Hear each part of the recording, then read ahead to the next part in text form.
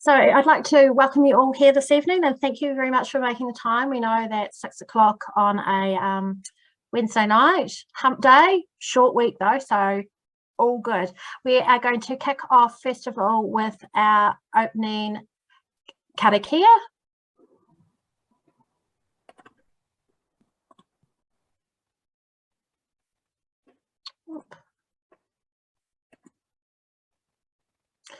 Tu tara mai I rongo, tu tara mai I raro, tu tara mai I waho, tu tara mai I roto.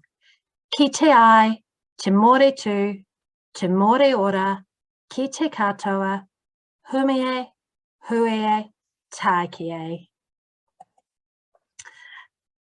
So I'd like to just welcome you all again, and just to introduce myself, kia ora tātou, no ahiriti aho, e tepe aku a ki o tatahi, no kromo au e noho anu, ki te noho ahau ki raro e te mara o te tia manga, ko Hamish toko tane, ko McAllister, Edward and Spencer oku tamariki, ko Kirsten Kyle toko ingoa. I am Kirsten, I'm part of Collaborative Aotearoa, and I am very blessed to be working alongside Karōria and Alex tonight to bring you this webinar on community engagement. So I'll just ask Alex and Karōria to introduce themselves.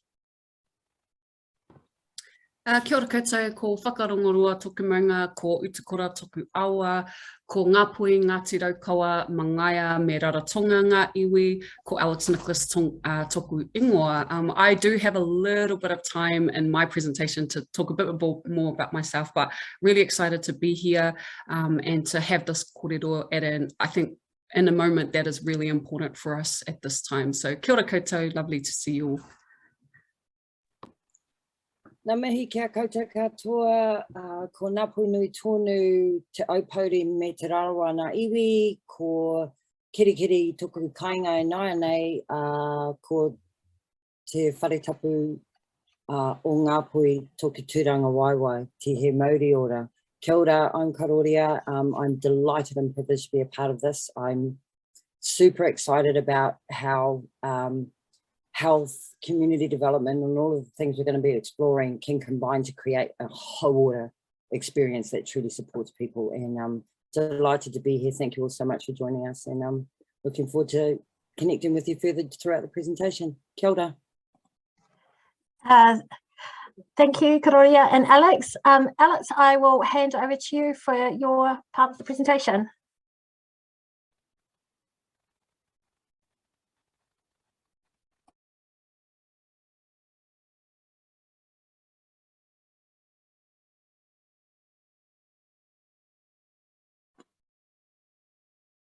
Unmute yourself, right. Alex. Yep. Here we go. Can we see this presentation? Awesome. I didn't expect it to come to me that quickly, but here we are. I just want to start by greeting you all Happy Māori New Year, Manawātia, Matariki. I think it's a wonderful time of year to have this kōrero about whānau and about the people that we all serve and the work that we do. It's a time of remembrance, it's a time of celebration, and it's also a time of looking into the future. And again, I think a perfect framework for the kōrero that we want to bring to you tonight and have with you tonight. So yeah, here to talk about community engagement, what matters to whānau, the often elusive, what is community engagement, how do we do community engagement, and just want to mihi to the collaborative for the work that they do. I've been working with the collaborative for a couple of months now, trying to provide some support and resources around how we really do community engagement and how we do it in a way that truly shifts power to whānau and shifts power to the community, so that we can improve outcomes together and partner with them in an authentic manner. So if you are familiar, why is this not moving? Oh, there we go. With some of the work that the collaborative done, they've adapted an approach to the locality work that is based off collective impact. So this is a collective impact approach to localities that puts whānau at the centre, and then puts in place or suggests the conditions whereby that is that are important to ensure that whānau are truly leading and informing the design and delivery of our collective health services. And one of those principles, one of those conditions is finding out what matters to whānau and what matters to our community. So tonight I'm hoping to bring to you some examples of actually a specific approach around how to engage our communities in a way that really shifts that power dynamic and allows them to be not just voices in the process, but really holding the pen on that, as one of my colleagues would say, and really part of leading that process, designing that process, and defining that alongside our provider networks, and also providing a couple of examples of what that looks like in real life. So some of the examples that I've done, worked in the work that I've done, and then also presenting to you some of the resources that the collaborative is providing to support the mahi in the sector as well. So just want to start with the most important thing. And when we talk about community engagement, really simply, we're talking about people. And that's where I want to start this kōrero tonight. I want to start with what matters most. This is a well-known whakatauki, he aha te mea nui o te ao, he tangata, he tangata, he tangata. What is the most important thing in the world? It is people, it is people, it is people. And whenever we're approaching this topic, this kōrero about community engagement, sometimes we forget this is where it starts. This is what it's about. It's about the people that we serve. It's about the communities we engage. And it's the reason why many people come into our sector. And sometimes we forget that. We forget why we come into this sector because of, we get busy with what we have to do. We get involved in our systems and our approaches and our policies and our procedures. And sometimes we forget that this is the reason why we do what we do. So I want to start tonight with the most important thing. And from a collaborative perspective, it's all the resources and the conversations that we bring into the sector or offer to the sector are te tiriti based. It's about honouring that, looking at what that looks like in practicality, and has equity at the forefront. It underpins all the mahi that we do. And I'm sure all of us, it's our journey towards how do we embed this approach, this equity approach, the true partnership in the mahi that we do. So some fabulous feedback I got from a group of beautiful wahine recently was that when we talk about community engagement, everyone has different definitions for what that means. So I want to break it down and be really clear that when I'm talking about community engagement within the context of the approach that I'm presenting tonight, what I mean by that. So it's not confusing or you're really clear and really explicitly defined for you. So I'm going to start by breaking down community and engagement. First, community I'm defining as the people in our communities that are most negatively affected by health and social outcomes. So it is truly an equity focus. And the reason for that is because the majority, our status quo approaches work for the majority, but it's for those that are most negatively affected or experience the biggest inequities, whereby our current engagement methods aren't working. And we know that because the outcomes are telling us that. So tonight, the approach I'm bringing is about how do we engage our people, and our reforms, our health reforms would tell us that that's Māori, that's Pacific, that's those with disabilities and our other minority groups. So it's a real focus on how do we better engage these groups within our communities. Second, engagement. And I want to define engagement as connecting with our community as defined in ways that acknowledge, protect, and enhance their mana, their inherent power, their inherent influence. So to acknowledge that, protect that, and enhance that, meaning that whenever we interact, whenever we connect, whenever we engage with community as defined, that we are enhancing them in that process. We're not diminishing their mana, we're not depleting their mana, we're not undermining their mana in any way. They are better off for engaging, we are better off, and they are better off for engaging, and not the other way around, where we take, traditionally we take because we need to know, what are your experiences, what do you want to see, and then we go away and we figure out in the system, traditionally, this is what we're going to do, and then we roll out a program or we roll out a change or whatever it looks like. So it's a mana enhancing connection that we're making within the context of relationship, which is another important aspect of that connection. So if we put that together, I'm defining community engagement as connecting with people most negatively affected by health and social outcomes in ways that acknowledge, protect, and enhance their mana. So speaking of people, ko wai'o, who am I? I was born and raised in South Auckland, and I'm the second eldest of 4 siblings. And I start here because I want to talk about why I came into this work. And again, I often say we work in health, we work in social and public service for so long that sometimes we forget why we came into this in the first place. So for me, I was born and raised in South Auckland. I'm part Māori, I'm Pacific, so I'm that lovely fruit salad. I was a young female, and to all other aspects, those may be disadvantages in our system. And that's how I felt growing up. But I was born into a family who had strong faith-based background, to parents who loved the Lord, loved us kids, and loved people. And I saw so many experiences of that, or so many examples of that in my life growing up. And one that still stands out on my head to this day is coming home one Christmas to Mum's fresh roast, hot out of the oven, and her infamous coconut cupcakes along the bench. And then 3 people sitting around our kitchen table that didn't look or smell like me. And one man in particular, a very tall Pākehā man, he had these short pants on and shoes with no socks. And I suddenly realized that these people were homeless. And that Christmas, my parents sat us kids down on the floor and served them like they were kings and queens in my home. And in that moment, and many others like it, I realized that my life was more than just about me, but how I could serve the most vulnerable people in our community. But when I got a little bit older and became a big girl, my parents decided to move to Australia so that my mum could study to be a minister. And I decided at the age of 18 that I was going to stay in New Zealand for 2 reasons. One, to undertake my business studies. I had received a scholarship, and our whānau didn't have much money, so I was going to go off and, you know, get my higher education. But also secondly, and probably most importantly, because I thought I was in love.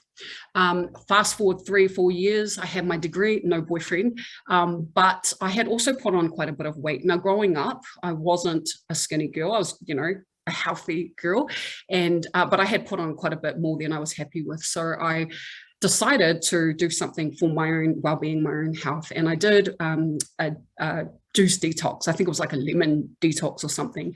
And this began an interest in health and well-being, which quickly spiraled into an obsession with weight loss. Fast forward 18 months, I'd lost 30 kgs. I was excessively exercising. I was starving myself. I was weighing myself every single day, and I was withdrawing myself from all social situations where food was involved. And for a Māori Pacific girl, that was pretty much everything. And I ended up in Miramore Hospital with what doctors thought was a minor heart attack, and I was diagnosed anorexic and then referred to mental health services, where I would be for the next 18 months. And the first day I arrived at the service, my lovely Pākehā eating disorders nurse looked at me and said, it's unusual for Māori Pacific girls to come through our service. And in my mind, I interpreted that to mean we don't know what to do for you. And many times over that period, I would feel that way within the service. 6 years had passed now when my parents had gone off into Australia. My mum was now ministering at 2 churches. My siblings were at great schools.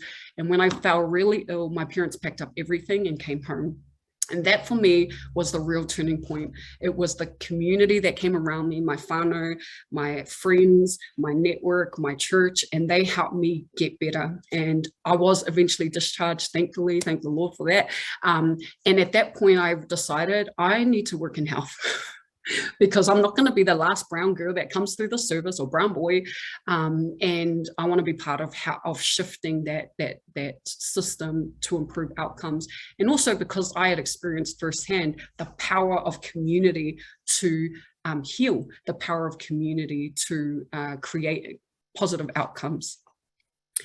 So I went and worked at Counties Manukau District Health Board, and while I was there, initially I worked in workforce development. While I was there, I was one of 8 staff that trained in an approach to change, a people-led approach to change called community organising. So basically it's an approach where people acquire the power, i.e. the resources and the capacity to achieve what they need. And there's 3 focuses of organising that really resonated with me. 1, it makes change in the world. So it really addresses real issues and moves the needle. That's the intent on, you know, some of our big issues. 2, it creates long-term capacity. So people are better off for engaging in this process. And 3, it changes power by redirecting resources from traditional power holders, often institutions and organizations, to communities most affected by outcomes, or where their values are threatened by a program or whatever it may be. So this really resonated with me because of my personal experience. And now I suddenly had a language and framework whereby I could express that and practice that within a professional context. Community organizing is formulated, or it comprises 5 leadership practices, which are all relational. And again, it's a very relationship-based, people-based approach to change. Starts with story, shared commitment or relationships through to structure, strategy, and action, and all the while building the power, the resources, and the capacity of the people involved so that they can achieve what matters to them. And again, this resonated with me because of my own experience. Once I finished this training, which was delivered through Organising for Health, which was Ripple Foundation combined with Harvard Kennedy School, I then moved into Aotearoa, the Health System Improvement Innovation arm of the DHB, and became the project manager. And basically what we wanted to do was test whether an approach like this could be applied within a community context to improve health outcomes. And the community at the time that we were concerned about was Polynesian young people, particularly because there was a spike in that year, I think it was around 2012, around suicide. So we're seeing more and more young people taking their lives. And the DHB was concerned about this, and obviously communities were concerned about this. So that's the space I went into, and we launched this work into that space. The first thing I did as part of the approach was I went out and I built myself a team. I recruited a team straight out of the community, young people that were between the ages of 14 to 24, Polynesian backgrounds, Pacific backgrounds, living in South Auckland, and who wanted to do something in the space, who had a personal connection to either suicide or the things that mattered to them in their communities. And these were the young people that I started with. We ended up calling ourselves the FOB 5, even though there were 6, but we called ourselves the FOB 5. Behind this, I had a advisory group of local leaders and also leaders from the DHB who helped us inform our process, particularly because we're engaging multiple levels of our Pacific community, so churches and different parts of the community that were important in influencing this space. And so initially when we said, they self-named themselves the FOBs, and there was a little bit of some feedback around that use of word, but these young people wanted to redefine it because it was often used as a not a good term used against our previous generations, and they wanted to redefine that. So we developed this team, called ourselves the FOBs, and the first thing we went and did was ask our young people, our community via our networks, what matters to you?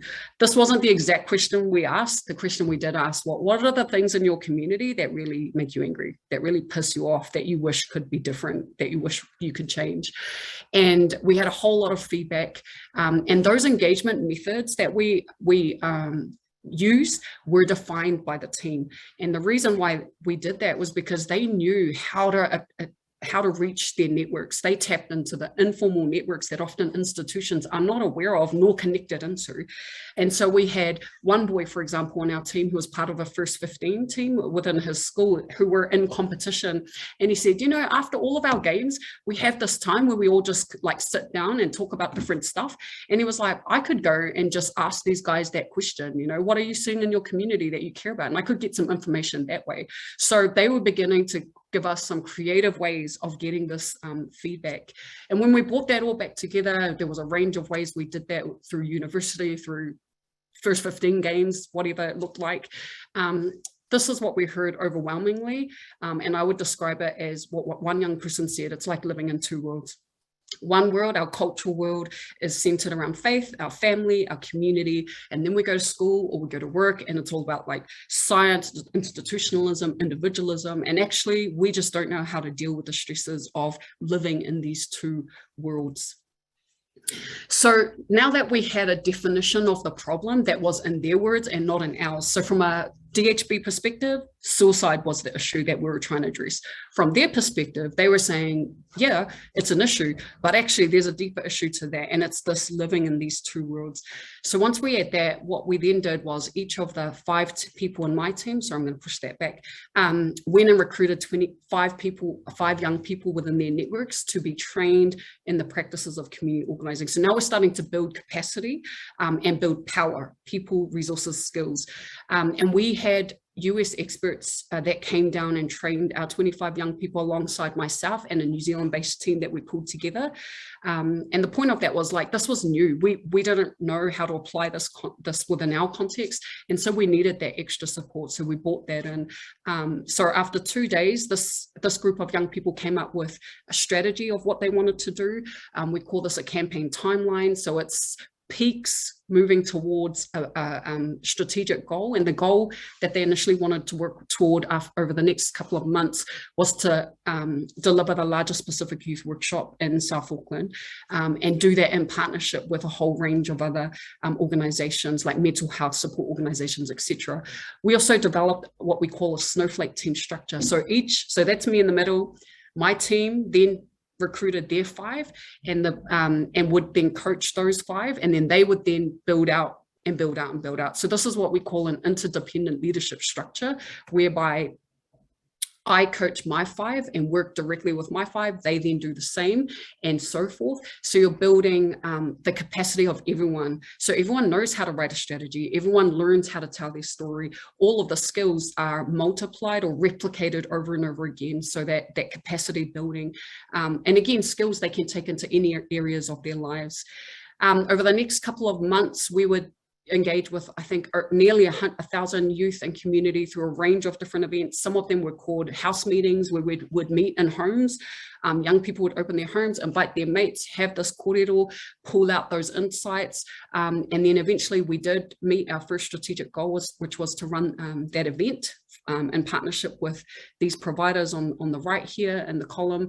And also we ran another big event called Rise to Conquer, which was a workshop event that provided a whole lot of resilient skills to arm these young people with skills for dealing with the different pressures that they described. So my team, well, the network was growing and I had to continually grow my team. And what we did with this team, I want to talk about this a little, because some of the resources that we've developed for the collaborative link to some of this work. But because the network was growing, I had to build my team. So my team went from 5 to about 10 to 12 at any annual year. And they would come on in terms. They would completely volunteer. We recruited them through sharing story, not necessarily through our traditional ways of recruiting people into work, but sharing something similar to what I shared with you earlier in this presentation, and hearing their stories, identifying our shared values, seeing if we have some shared interests, and then they were connected to the work that way. So it's, again, a relational based approach to recruitment, and it's all part of the approach. And we would renew terms every year or recruit new people every year. So this team was constantly changing, but they would come on for a year or they would come on for a period of time. And we would meet weekly for 2 hours every week. We did this for 5 years or 6 years, and there was probably once or twice I can remember in that time where we missed a meeting, where we couldn't have a meeting. And that's because I really believe that's because the young people involved were committed to the cause, not necessarily because they had to be there. It wasn't about compliance. So the real power in being able to bring people together in this way. One thing we did do, and I think I'll kind of wrap this example up here, but one thing we did do was we got to a space where my team, the FOB Squad, were able to and had built their skills to be able to train others. So instead of bringing in the US experts, we now had the skills to be able to train our own, deliver our own trainings. We contextualized them with our own examples. So instead of using the civil rights movement, for example, in America, we used the Polynesian Panthers movement. There were a whole lot of changes that we made to be relevant to our community. And one of the big trainings we ran was for 100 young people, where we launched 3 sub-campaigns under Handle the Jandal that dealt with what mattered to them. And at that time, it was relationships with parents, depression amongst young people, and inequitable education outcomes. And they all formed their own teams again. Those teams had names, the names had structures. And again, it's about multiplying those skills over and over again, so that the capacity of that community is being built over time. I want to just switch gears slightly and give you a second example of how we've applied. I mean, that's not the complete story, but kind of just gives you an insight into how this approach can work within different contexts. So I'm going to switch gears here and talk about another project that I was part of, called Mana Taurite, which was an equity and health collaborative. Now, collaborative brings together a whole lot of different projects for one common cause, which in this case was equity, and then every project has their own team, etc. So we were one of the teams within this collaborative, and our focus was on suicide prevention.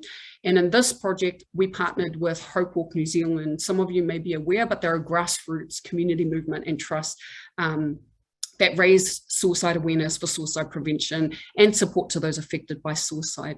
And this is under the leadership of an incredible person named Joseph Whānau, who's very well connected in his community. And this movement, I think at this stage now, has moved into international realm. So it's just awesome work that they do. And they have a very clear why they do the work that we do. When we were first introduced to Hope Walk NZ, the stories are incredible, you know, why people were walking. They were walking for their baby sister. They were walking for someone they'd lost. They were walking because they felt guilt about someone a whānau member that they lost, and they wanted to do something to almost repay that or make them, you know, give them a sense of doing something for that whānau member. So they were really clear about their why. They led from their heart. They led from their story under the leadership of Joseph. So when we came together and partnered with Joseph and his Hope Walk NZ team, we formed a project team within this collaborative. Joseph was the project lead. I was the project manager. We also, from Aotearoa, we also had an improvement partner assigned. We also had a clinical lead that helped us work through the mental health aspects. And then Joseph brought in people himself from his community. So Rebecca, who said she'll be the family support person, but she was part of that community. And then Nicole, who was also a volunteer in that space. So this was the project team that formed around this project. And it was a multi-method approach. So I brought in project management, community organizing kind of approaches. We also had the model for improvement, which many people on this webinar tonight will be familiar with. PDSAs, you know, how we improve through iterations, and then also co-design. Ria was an expert in co-design, so we're able to draw on that. So basically we're bringing to bear all the resources and all the methods and approach and skills we had to support this work. But at the same time, that work, those communities were informing our methods, and we had to, we were honing them, contextualizing them so that they could work better and be more relevant to the community. So it was a reciprocal learning and sharing process. It wasn't, we're doing it this way and that's how the community is going to do it, but it was a learning process, and we gained so much learning. My learning increased significantly in that process as well. So again, what did we do? We identified and developed a team. This is who called themselves the Family Champion Leadership Team, comprised of 18 people from 5 whānau in Papakura. So we honed it down to one area. Joseph happened to be a minister in that area, so he's well connected with the informal networks of that community. He recruited this team, and he was one of those people in our community that is almost like an established leader, but they wear so many hats. They're so busy because they're just so passionate and they do everything. So when he recruited his team, he recruited people that may be overlooked, but are very influential, have those lived experiences. And it was actually a really important part of recruiting, because it was about people that want to do something, but maybe they just never get the opportunity. The family whānau that were engaged range from the age of 90 through to 50 plus. So really different age groups now we're dealing with, and we're not just dealing with adults, we had kids involved. And their whānau structures were all different as well. So we had a grandmother with her tūmoko, for example. We had a young Māori couple that came in as a whānau. We had a mother with her 4 teenagers. So really different structures, but they all came together because, again, they had been personally affected by suicide and wanted to be part of this work. They came up with an aim statement. It was in 2 parts. The first was for them to develop a suicide prevention campaign. So this was them leading it, them designing it, them saying how they wanted it to work. And the second part of it in the second year was then to roll that out, scale that through to 50 other whānau. And again, their design, and then bringing in, spreading that out into the community. We developed again a project timeline where it's not just project timeline is different in the sense of it's not just a calendar of events, but there's a strategic goal and we're building towards that goal. So it's building that resource base, that power base. So the more people, you have more skills, you have more resources, and that helps shift that balance of power for achieving what they wanted. And the initial goal was to run what they called Linkfest, which was a 1,000-person community event that provided workshops and tools, arming the community with these tools. And the reason why that was important to these whānau when they were having these discussions was because they often found themselves as first responders in the community, where whānau trusted them. They wouldn't go to services, they wouldn't go elsewhere, they trusted them. And sometimes they didn't know, other than their own experience and knowledge, they didn't know where else to refer people that needed support around suicide prevention. One of the things we tested, or they actually refined for us, was how do we tell story with different generations? So within community organizing, story is a foundational step or a foundational practice because it's about connecting with our why. How do you do that when you've got a 9-year-old, an 8-year-old, a baby? You know, how do you do that within a whānau context? So we developed whānau vision boards with these whānau. And what those are, so if you're familiar with vision board, you know, some people have vision boards that are on their fridge, and basically you cut out things that you aspire to in your future, whether it's traveling, you know, it's Hawaii, it's whatever. And it's kind of a visual reminder of the goals that you've set for yourself in a year or whatever the case may be. So we took that idea. We had a family leadership day, and for stories, what we did was we had all the whānau sitting around at tables, and they had a whole lot of resources on their tables, magazines, you know, all sorts of felt pens, stickers, and we gave them a big piece of paper, and in the middle of the paper, they were encouraged to write your name, your whānau name, and then on the left side of your vision board, try and depict where you've been as a whānau. What is your story as a whānau? And then on the right side, we want to see, you know, what aspirations do you have as a whānau? What do you want? What are your hopes and dreams for your whānau? So this is an example of that process. It was about a 30-minute process. It engaged all the whānau, from the kids all the way through to, you know, Nana, if she was on the table, whatever that whānau looked like. And this is an example of one whānau.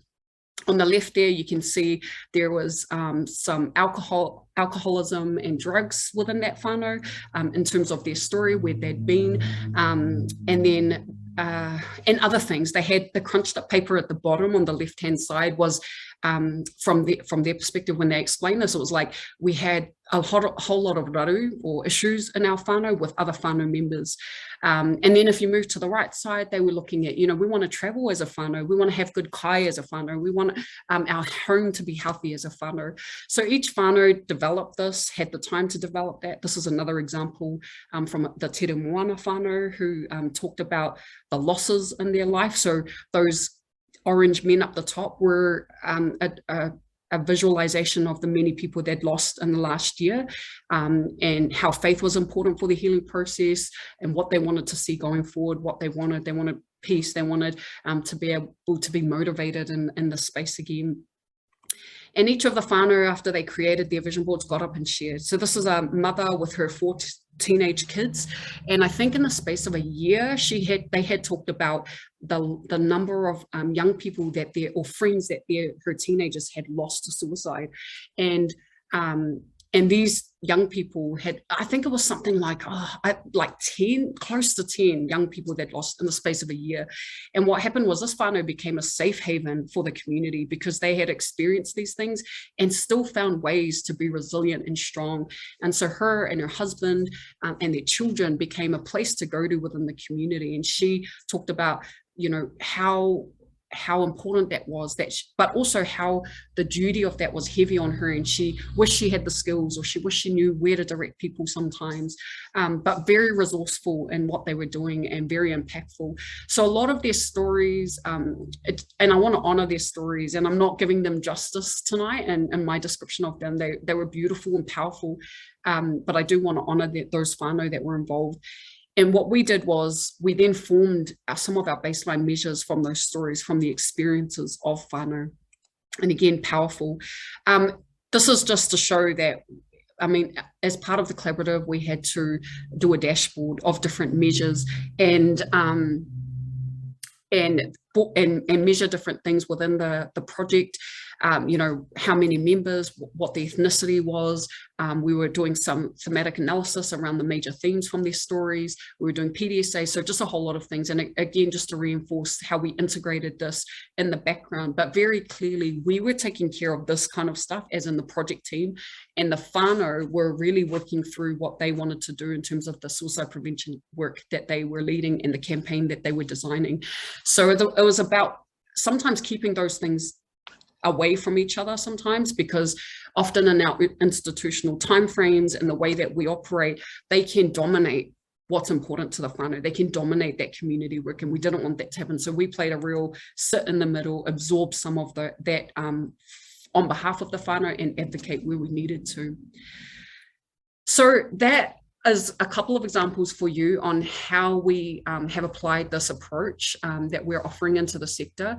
But I would give you a lessons learned slide, but I'm hoping you'll just pull lessons for yourself and for your own mahi. What I do want to speak to is some of the tensions to be mindful of when you're doing this work, if this is an approach that you choose to take, and I would hope that many of us do. But some of the tensions that I dealt with constantly in the space was what I call the releasing power, holding power tension. And the question that helps us consider this and even just sit with this for a bit is, how do organizations release their power, their resources, their time, their decisions to communities, while also meeting our organizational priorities? How do we load up that for whānau so that whānau can really feel that they're in a safe space whereby they can engage in this process and be owners and real partners in the process, not just token partners, but real partners in the process. So that's a tension that I was constantly holding. Another one is what I call the relationships outcomes tension. It's about how do we prioritize connecting while also being efficient toward achieving outcomes. Again, from an institutional perspective or from a systems perspective, we're often working on a timeline for outcomes. And sometimes that means we don't prioritize relationships, and relationships within whānau and within our communities take time, and they're ongoing and they require constant attention. And so how do we balance and hold that space? And the other tension I want to speak to is community interest versus provider interest. So how do we ensure community leadership and ownership is sustained in the process, while also balancing that with provider interests, without providers without the interests dominating our community interests? You know, who decides at the end of the day? And so while I don't have all the answers to these tensions as I described them, what I will say is that one thing I learned was to just be a holder of those spaces. And you don't always have to have all the answers. And often we feel the need to fix it. We feel the need to, from my perspective, fix what the organization wants, meet what the community wants. But sometimes our role is just to sit with that, just hold that. And I often say to people when I describe this experience, I built my stomach for uncertainty in this space. Like, I was the number one Bob the Builder, I'll fix everything. And I had to learn, don't rush to fix, just hold, just be a holder of that space. Sometimes that's all whānau really want, and that's what really helps accelerate that engagement work. So for localities, how might we apply these types of experience and methodologies and approaches in our space? And the first steps a locality might take is to identify and develop local leadership, community leadership. These are not your usual suspects, you know, your established leaders who are often always the busiest and they're always very busy, but looking for leaders that are there, but may not, that have but have experiences related to the health or social issues that we're working with or trying to address. So taking time to identify that. And sometimes that's connecting with the right people. For me, it was Joe. For me, it was different people in my community within South Auckland at the time. Building community around those leaders and then building power with that community, power in the definition of shared resources to achieve what matters to them. And this is kind of a diagram that tries to simplify that and pull that together. But basically, you're looking for leaders from that community, you build their power base, and that power helps them shift towards the change, and often through the status quo that can oppose that what they desire, what matters to them to achieve the change as they've defined. There are a couple of conditions I talk about for creating this success. Leadership is huge. I was fortunate that in the work that I did, I had senior leadership that I called door openers. They opened doors for me. They advocated for the community engagement work. They championed it. They pushed back when others tried to take over. I was very fortunate in the space, and I think we need that within the locality space leadership, whether it's the governance, whether it's the provider network leadership that can champion. Resources important, particularly investing in dedicated engagement roles. This stuff doesn't just happen. It happens because we engineer it to happen. It happens because we are deliberate about making it happen. And I think one of the things we did regularly was make sure it was someone's role to help ensure that that happened. Thirdly, expertise. So we don't know everything. Getting the expertise in was so important for the work, particularly at the beginning. Buying that in, seeking that out, finding that. It's important to get that expertise. And again, it's a space that the collaborative can hold or provide resource. The power conversation needs to be had. Don't avoid it. We all hold power, particularly in our institutional spaces, and keep telling the story. And that's a real important thing around, when within the system, when they hear the story about what's happening in the community, they often are like, oh, that's powerful. Let's continue to support that. So keep telling that story and the importance of that. So we have developed some resources within the collaborative. This resources around this approach that I've just described applied within a locality context. We've also developed some position descriptions on what that core leader position might be and what the position of the next layer of leadership might look like. We've got some other detailed resources around engagement, the engagement spectrum, what we call a Whānau Insights walkthrough. So it's an interactive way of ensuring that Whānau Insights are in the provider network corridor. Auckland Co Design Lab, want to mahi to them. They do some awesome mahi. They have a whole lot around co-design, a whole lot around whānau-led design. Their resources are beautifully written, easy to read. So again, we've got the link here. It's, learning from the best. And as Amajit would say, who couldn't be here tonight, she would say, we don't want to reinvent the wheel. And one of the resources that we've also looked into is what we call the ladder of engagement. And I am mindful that I need to stop and give some time to Karōria. So we did have, Kirsten, tell me what you want to do here, because I think this is probably my second to last slide. So I think we'll just flag the breakout rooms and Karōria, and then I think that'll give them some opportunity for some Q&As. Okay, sorry, I'm going to speed through this, but this is the ladder of engagement. Again, we can share. It's about asking yourself, how can I move further up the ladder of engagement? And some indicators about where you might sit in the engagement work that you're doing. So a really powerful tool. We are going to skip that. I'm so sorry. The only other thing I wanted to mention is we are looking at the collaborative at providing real training around this work. What do those leadership practices look like? How might we apply it in the work that we're doing? So if you're interested, Kirsten will send an email following this and try and get some feedback on that.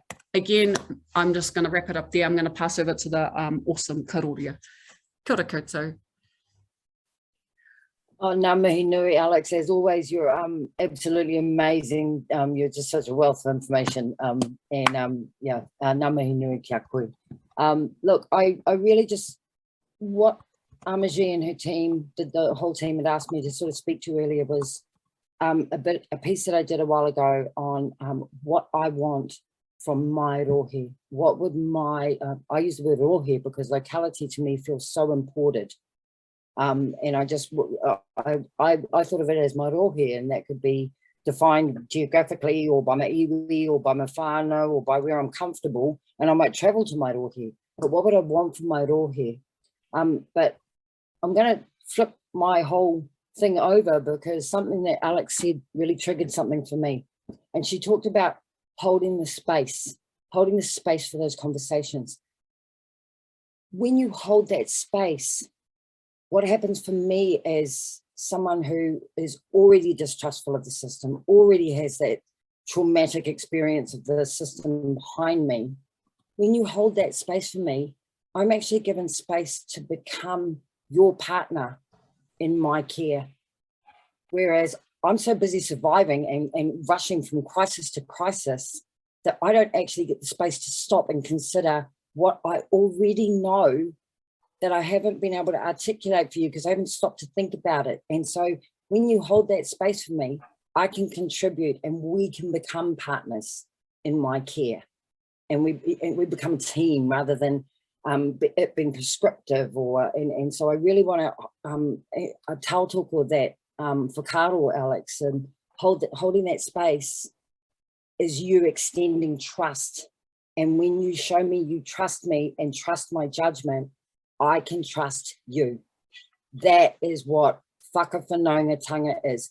Whaka is the action, whanaungatanga is the connection. And I really encourage that you think about how you allow those spaces for people to just stop and breathe and get a minute, because actually I got here for a long time surviving, so I'm quite smart and I do know a thing or two. I just actually don't have the space or time or support to articulate that well. But I really, really want to, I want partners, I want allies. I just don't know how to do that because I've never actually been given the space to explore that. So if you do that for me, that's already a really great start. I really, really want to tautoko that for Karōria. You know, and again, that whakawhanaungatanga, making that connection, that all starts with manaakitanga. I love it when I walk in somewhere and I just feel welcome. You know, I really hate when I ring a place and it's like, good afternoon, this is such and such and such. You're speaking with the department of the, it's like, you know, where someone just picks up the phone and goes, kia ora, how can I help? I'm in, right? Because they look like me, they sound like me, they feel like me, and I feel welcome. It might not be appropriate for everyone, but the people who know how to offer manaakitanga and that hospitality, they know how to adjust that tone. And you'll know the people you work with. You know, I just want to feel like I'm actually wanted to be there, right?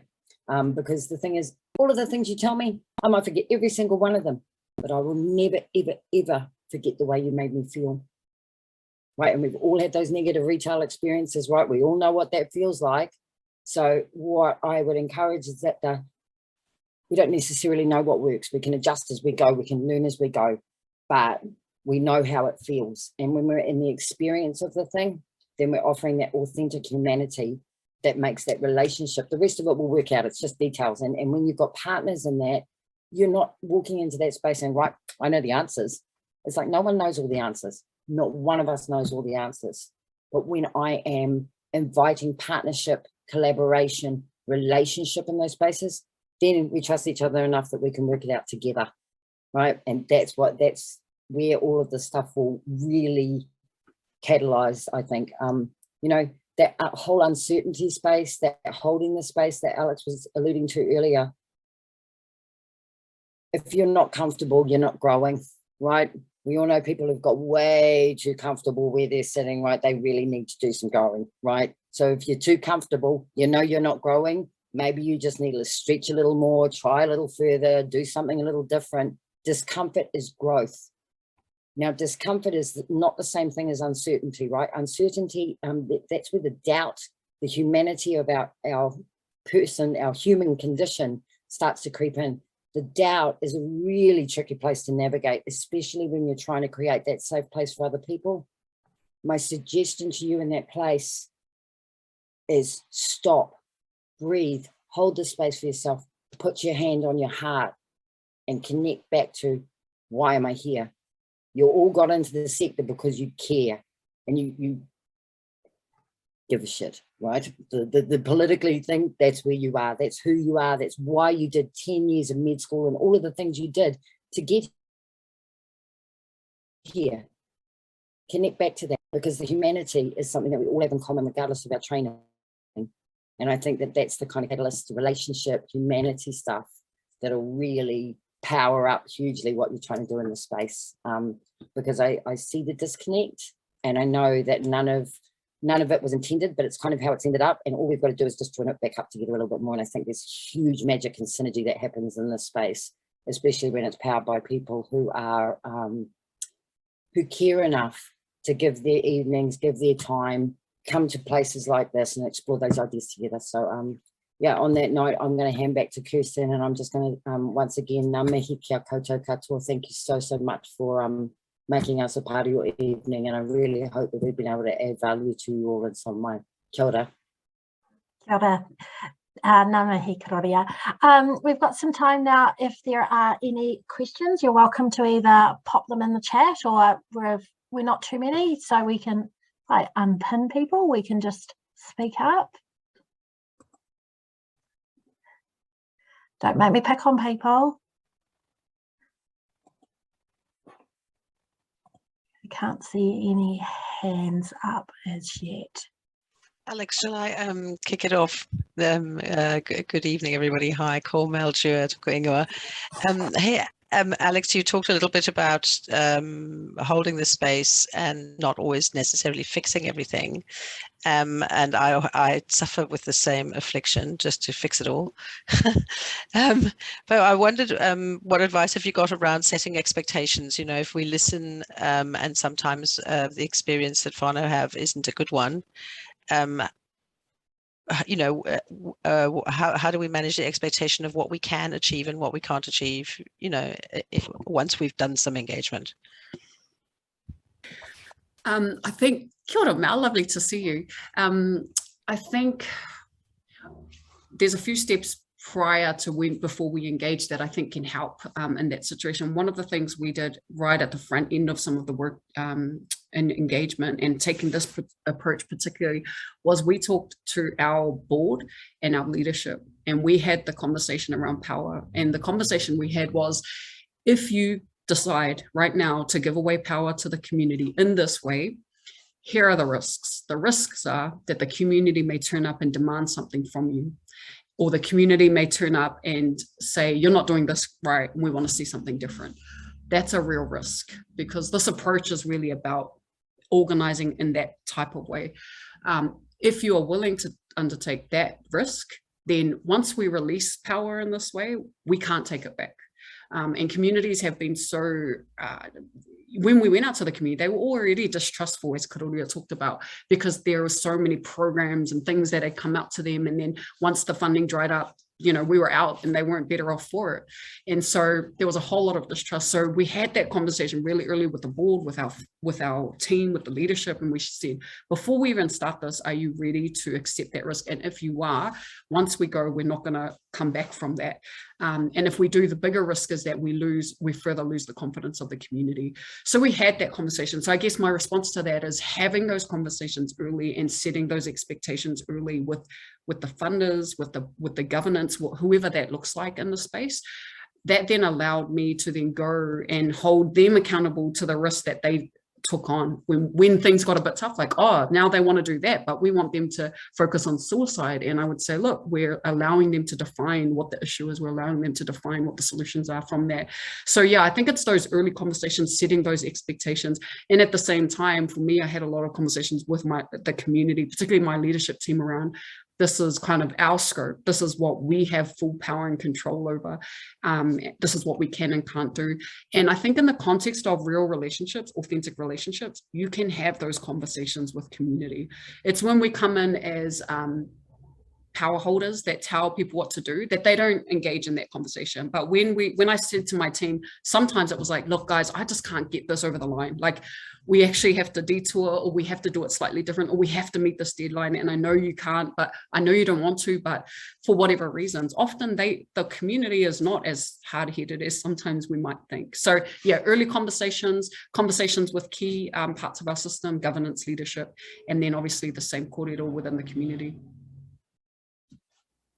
from my experience. Thank you. That's helpful. And I think it's because one of the things that I've been thinking about over the last few weeks is how sometimes our sponsors will say, go and listen or go and do change, but they don't recognize that they are part of that equation, right? You know, so yeah. Absolutely. Wonderful, thank you. Great question, Mel. Running short on time, so I'll just ask Karōria if you've got any final words, and Alex, if you have any final words, and then we will pop into our closing karakia. I'd like to take that moment to thank everyone for their time this evening. Thank you, Alex and Karōria as well. Wonderful. It's inspiring. I really like hearing like this. Like, I've been sitting, and one of the things I've been playing with myself on my mind is how are we actually going to deliver this, but hearing about the locality, the Snowflake approach, and I'm going, oh, okay, yeah, I can actually see how in communities we can make that work. It's kind of given me, for me, and certainly I live in a very small rural community, a glimmer of hope, which I think, absolutely, Marie, recording and presentation will come out probably on Monday at this stage. So, Karōria, over to you for final words, then back to Alex, and then I'll get you to do our closing karakia for me, Karōria. Kia ora. Look, I guess I'm just going to say what normally happens when I get such a wonderful amount of information. Like, I mean, I know Alex, I know the work, and even just listening to you talk through it again, there was more that I've learned from it.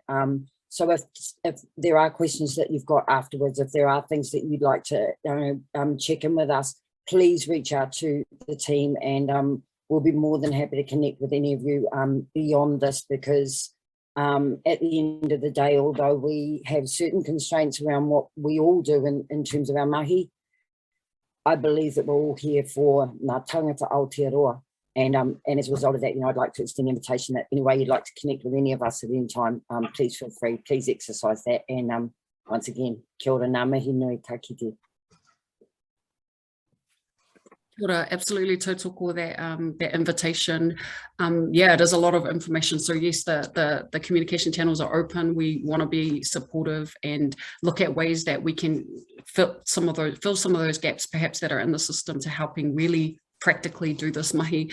I just want to end by saying wishing you all the best with the next couple of days. We've got our first Matariki national holiday coming up on Friday, and I think it's just such an incredible moment for Aotearoa and for New Zealand, and just wish you the time for remembrance and celebrating with your whānau and looking into the future, and within this context, how we can continue to do what we're doing to serve our communities and all the work that we do. So ngā mihi nui to all of you, and kia ora.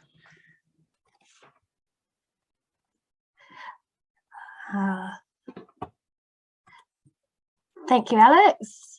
Oh, and Karōria.